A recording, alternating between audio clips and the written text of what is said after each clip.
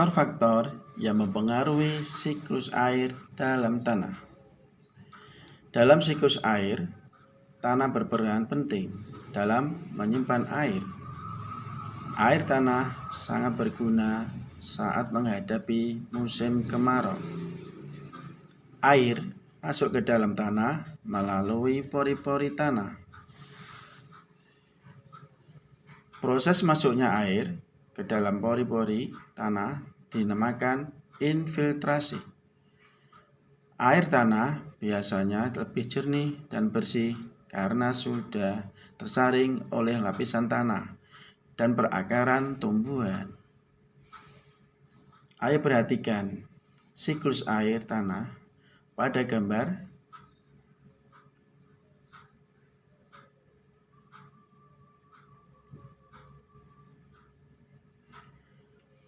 Berikut adalah faktor-faktor yang mempengaruhi air tanah. Faktor yang pertama, curah hujan. Curah hujan berpengaruh pada tanah karena sumber air tanah berasal dari curah hujan yang turun. Semakin banyak curah hujan yang turun, semakin banyak pula cadangan air tanah yang tersimpan. Yang kedua, material batuan. Air menyerap ke dalam batuan melalui celah batuan.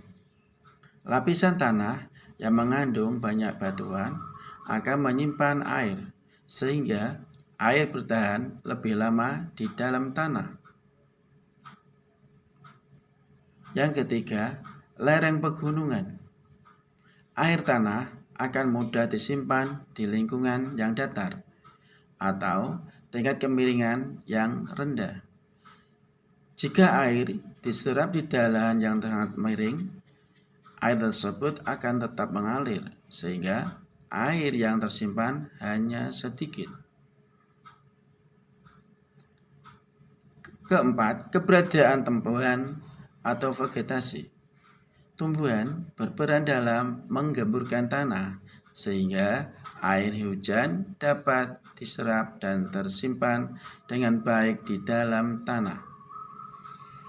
Air tanah yang tersimpan di daerah pegunungan akan bertahan lama sehingga menjadi cadangan air pada musim kemarau. Ayo perhatikan gambar keberadaan air tanah berikut. Ada air permukaan, ada sumur freatis, kemudian sumur artesis, daerah resapan, selanjutnya ada lapisan tidak kedap air, kemudian air tanah dangkal, selanjutnya lapisan kedap air tanah dalam, dan selanjutnya lapisan kedap air. Faktor yang mempengaruhi berkurangnya air tanah. Faktor yang pertama, penggunaan air yang berlebihan. Cara mengatasinya, menggunakan air sesuai kebutuhan. Yang kedua, berkurangnya jumlah hutan sebagai daerah resapan air. Cara mengatasinya, melakukan sistem tebang pilih, yaitu menebang pohon yang sudah cukup umur. Yang ketiga, pembangunan jalan menggunakan aspal dan beton. Cara mengatasinya, membangun saluran air atau drainase di tepi jalan. Yang keempat, pembukaan lahan untuk perumahan atau industri.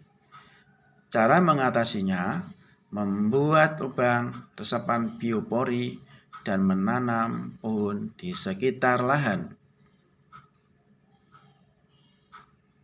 Pengaruh siklus air pada musim kemarau. Siklus air dipengaruhi oleh suhu lingkungan, cuaca, hujan, dan keseimbangan lingkungan. Salah satu tahap siklus air adalah evaporasi. Evaporasi adalah penguapan air dari permukaan bumi menuju atmosfer. Evaporasi mengubah air berwujud cair menjadi air yang berwujud gas. Semakin tinggi panas matahari, maka jumlah air yang menjadi uap air dan yang naik ke atmosfer juga semakin banyak.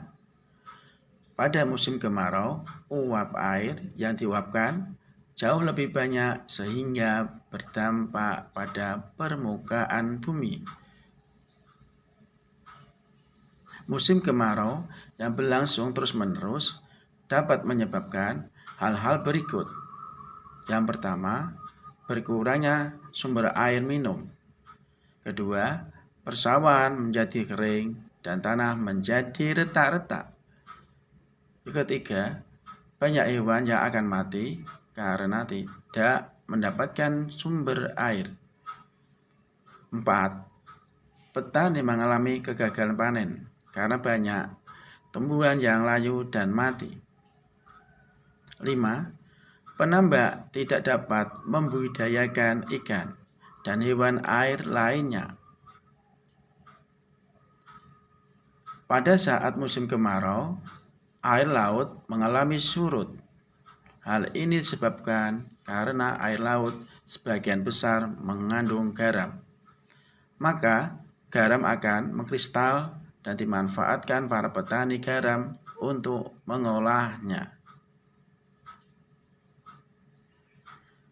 Penguapan air yang lebih banyak dibandingkan hujan yang turun mengakibatkan lingkungan mengalami kekeringan. Kekeringan terjadi karena langkanya ketersediaan air di suatu wilayah pada waktu tertentu. Selain dipengaruhi oleh musim kemarau yang panjang, minimnya daerah resapan air karena sedikitnya pohon juga menjadi penyebab kekeringan. Sedikitnya pohon menyebabkan evaporasi yang terjadi semakin besar. Keberadaan pohon sangat penting karena akar pohon membantu menggemburkan tanah sehingga tanah dapat menyerap dan menyimpan air hujan. Air tanah tersebut disimpan di bawah tanah sehingga kita bisa menggunakannya ketika musim kemarau tiba. Berikut beberapa upaya yang bisa kita lakukan ketika menghadapi musim kemarau. Yang pertama, menutup keran air jika tidak sedang digunakan. Kedua, membuat penampungan air. Ketiga, menanam tanaman palawija seperti jagung yang tidak banyak memerlukan air.